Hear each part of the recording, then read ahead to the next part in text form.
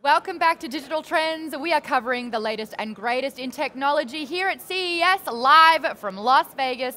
Hi there, my name's Maude Garrett. Thank you for coming back and experiencing and listening to all the tech talk that's happening. We've got a new person at the table to head into a technology discussion. Hi there, Drew Prindle. How's it going? So good, and I think that this is the zone for drones and phones. So let's have a chat with DJI. Is that Michael? Did you just hang your head a little bit because that was so brilliant? I loved it. I loved it. Thank you so much. Well, we are talking to the Managing Director of North America of DJI, Michael Perry. Hi, Michael. Hi, Maude. How are you? Good. I love it when it's show and tell because we can actually see some of the stuff that's being explored here at CES. What is this laboratory-looking device here?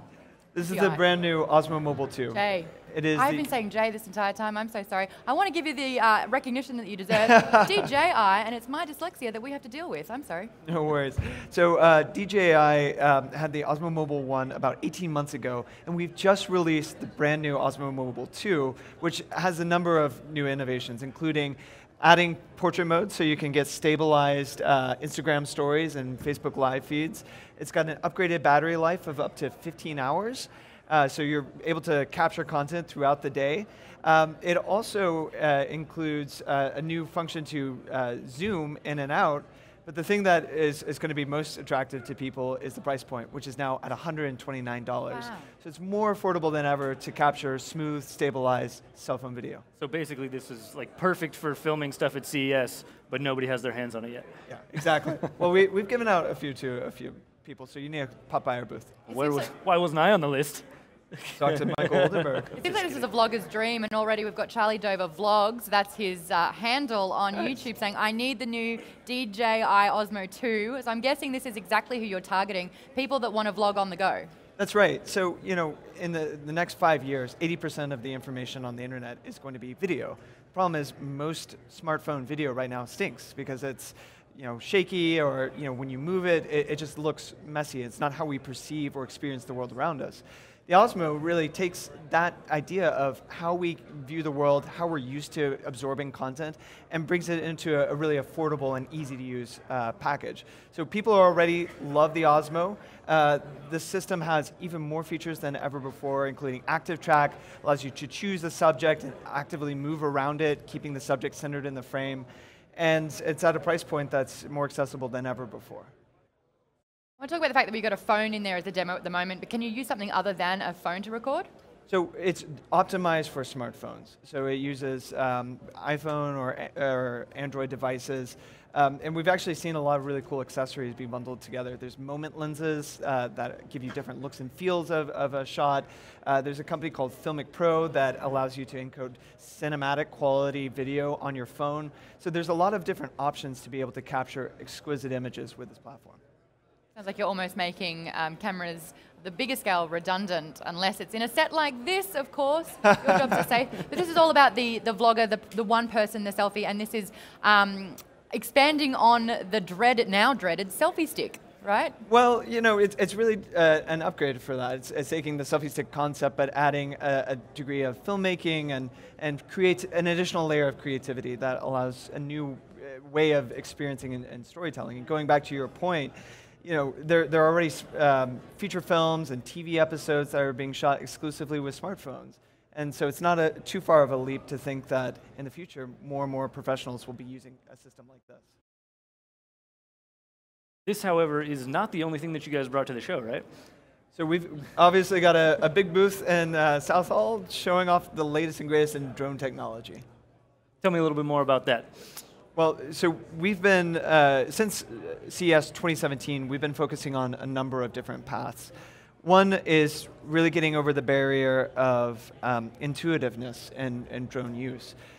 A lot of our users are, folks like me or you who've grown up playing video games with a remote control, but for a lot of people, that interface is intimidating. So with the Spark, which is now our smallest, most consumer-friendly drone, 300 grams, about the size of my palm, you can actually use gesture control to move the drone around. So just by moving your hand, the gesture, the drone follows it up, down, left, and right. You can trigger taking a photo just by doing this.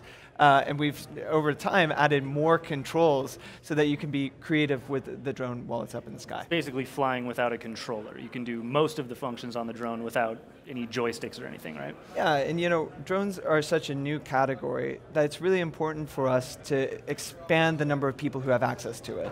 It's, you know, if it's just professionals or just people playing with drones as a toy, you really limit the experience or the potential of what the technology can do. Hopefully with the Spark, we can start broadening the funnel and pulling more people into the technology so we can innovate the next generation of drone technology. I've got a comment here from Eating My Wheaties, and I think that he was joking, but he said, when will the phone fly? And if you think about it, combining your two products that you're launching at CES, you're not far off it. If you put the drone on the phone, 2 in 1, right? In the zone. Yes, always in the zone. You know, that has been a concept that some other drone companies have explored, is putting a phone inside the drone. But, you know, if you're, you know, you want to be a confident pilot before you do that, just so you're not stuck in the middle of nowhere without a cell phone device. But, you know, we've actually integrated high quality cameras on board our systems, and that's actually another big trend that we've been pushing over the last year, is adding 1-inch sensors, super 35mm sensors on board on our platforms, so you can get better imaging than ever before. The other focus is really about the immediacy of the image. So after you've shot and created the content, what do you do with it? So we have editing tools inside the platform so that caches the video that you shoot. You can literally just select your favorite clips, hit edit, it will automatically edit everything for you, and it's ready to post before you get back into your car. The other thing I find interesting is, like, getting back to that whole drone and the phone thing. There's a lot of technology that's in the Spark drone that's also you have right here, like Active Track, for example. It's the same. It's on both platforms, right? So in a lot of ways, you do have the phone in the drone. Yeah. So you know, DJI started off as a flight controller company. We were looking at the brains of an aerial platform and figuring out how can we make it fly steadily. And from there, we built each component of the drone one by one. So ESCs are basically the interface between the flight controller and the motors. We built our own brushless motors, control signals, now machine learning and computer vision. All are proprietary things that we've built specifically for this technology. And what's cool about it is then it's not just applicable to drones. Machine control can be camera stabilization or robotics or ground robots or all these other facets that are huge potential for us as a company.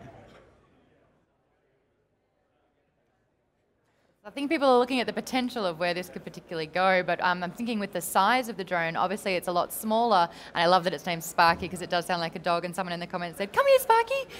But is this ideal for something like travel, so you can explore different areas and bring the drone with you from different places? Yeah, that's exactly right. You know, one of the most common use cases is travel. We see a lot of families loving to take it on picnics or days out with the family. It really allows you to capture and explore the world around you in a completely new way. Having that, unlocking a third dimension of perspective is a new experience for most of us right now, so it's really novel. And I think in years to come, that will be the expectation, is, oh, I can get a shot from any angle in this room. So with DJI, the average person can not only get stable, good-looking shots with this device handheld, but then they can also get those gorgeous sweeping shots with the drone as well. So anyone can have like cinematography skills easy and affordably? Yeah, you know, the goal for DJI as a company is to take really complex technology and making it accessible for people who have a creative or innovative vision. And with Osmo, drones, you know, whatever category we've entered, our philosophy has been, how can we take some of the complex mechanisms out of your mind so that you can focus on creation? So rather than having to think about setting up a stabilizing system or getting just the balance just right or framing the shot just right, you can just grab the system and go, and you've kind of got a cameraman taking your direction as you go. Drew, we've got footage of you actually using the drone right here. What was it like for you to have a little hands-on with it? Oh, it's fantastic. The thing just blows your mind because you can take it out of your pocket, you hold it out in your hand like this, and what it does to take off is it actually scans your face, recognizes that it's far enough away from you to take off, and then it just lifts out of your hand. And from there, you don't even have to use a controller. You can just hold your hand up in the air and wave it back and forth and control the drone. So, and then also when you're done flying, you just put your hand underneath it and it'll land in your palm. So just that really it's that a good boy. seamless, and it's kind of amazing to use. But kind of want to switch gears right now. I've got to say I was a little bit disappointed. No new Phantom news at CES. What's up with the Phantom line? Can you tell us, is there anything in the works? Anything new coming up in that vein? Yeah, we're always pushing for the envelope and the category. Always looking at what are some of the challenges that our customers have and how can we use technology to solve them, to allow them to be even more creative with our technology. So we have been listening to customers and understanding what are some of the feature requests that they have, and you know, it's just the beginning of a new year, and we've got a lot to do this year, for sure. All right, I'm excited to see. Yeah, slow your roll, Drew. It's just the year's only started, but Phantom at least is living up to its name, right? Hey? Yeah. There you go. Hey, by the way, thank you so much for dropping by Digital Trends here at CES. I know you're a very busy guy, launching a lot of products here at CES this year in Las Vegas. Michael, thank you so much for joining us. If you do want to check out all the things that's happening, especially more about Drew and his side of technology and discovery, head over to digitaltrends.com/CES. That's where all the information is. We are a live show broadcasting all day, and we've got more coming soon.